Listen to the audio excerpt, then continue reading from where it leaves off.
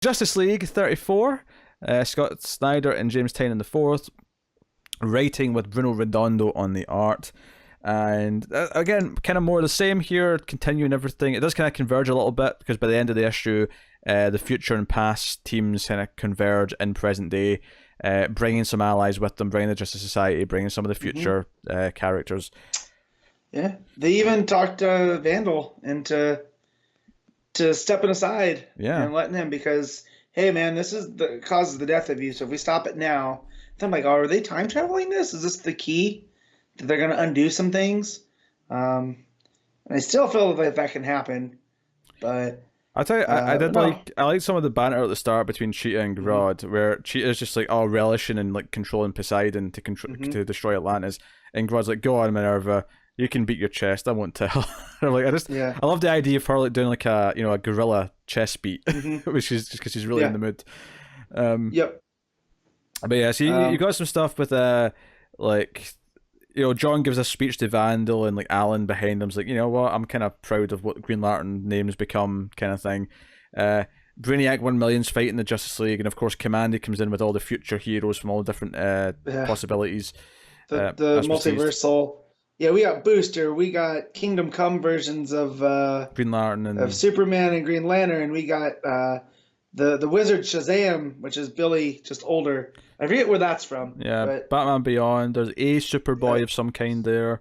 You got Superman Red Sun. Who's this? Who's this cyborg Aquaman? I don't know. Oh, you know what? That's Flashpoint. I think that's the Flashpoint. Oh, was it Aquaman? I think so. Let me look this up. I don't remember him being cybernetic, but I mean, maybe he was, and I'm not remembering it. That said, though, I don't think I read the minis about the actual. He wasn't. He had a slash. He had a flash across his face. He wasn't a cyborg. I just remembered before I typed it in. Yeah, who is he? That's a good question. Yeah, cyborg and Aquaman mixed together. It's weird. So, and then you've got the Ultra Monitor, who's the combination of the three monitors fighting Apex, Lex, and Perpetua. And ultimately, Hawkgirl kind of comes off a bit of a fool in this issue because her own anger kind of leads them to lose, because everything's kind of shaping up. The teams are converging; they're going to be there on time, and then because she's refusing to like sort of stand back and get ready for the big arrival, we get a kill. We get Lex stops her from meeting Starman to get welcome the others there. Well, so she doesn't. Yeah, she's not killed. They need her nth metal, right? For the Ultra Monitor. Yeah, her wings. It's her fancy wings she's got now.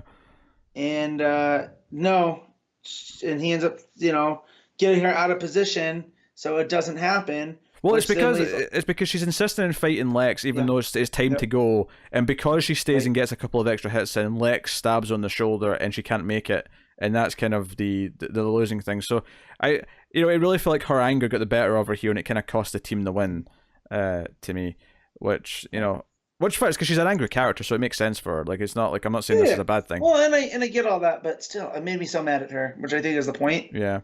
I was like, Kendra, damn it. So the cyborg Aquaman, I'm finding out, this is from from Justice League and Rebirth. It was the Hitch stuff. Oh, okay. Remember with the kids that came back? Yeah.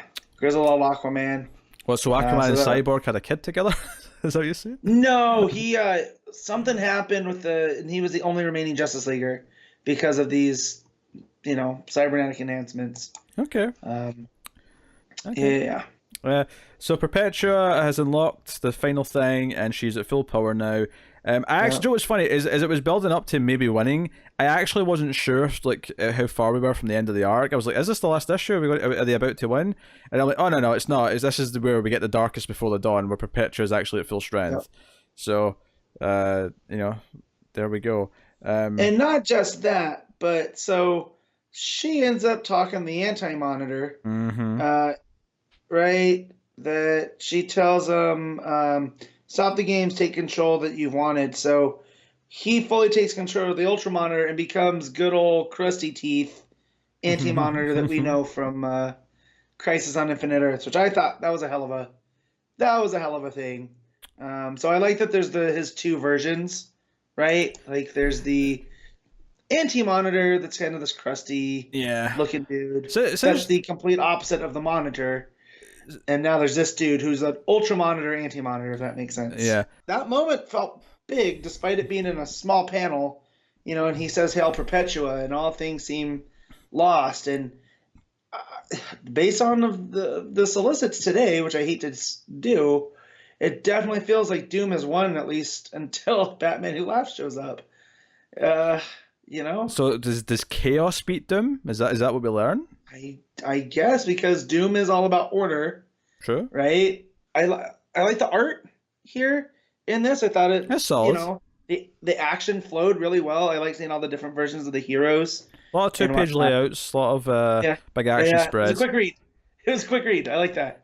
Quicker than normal for one of these issues, honestly, because usually Snyder will bog it down in a lot of dialogue and narration. This was a bit lighter in that, which I appreciate, actually. This is more what I'd call a normal amount that should be there. But yeah, what are you giving it then? I'm gonna give this an 8.5. I really enjoyed this issue, and the fact that I got mad at Kendra, but that's the point. Like, it worked. Well, I got worked. I'll give it a solid 8. I think it was a good issue. Definitely this arc has been better than some of the middle stuff in the run that I've had more problems with. And you know, I mean, I'm still kind of in this weird place with it where I'm not like super excited about every issue. I'm kind of like, okay, I'll read Justice League now. It's never the first thing I read, you know, when it comes out, but that was a solid issue.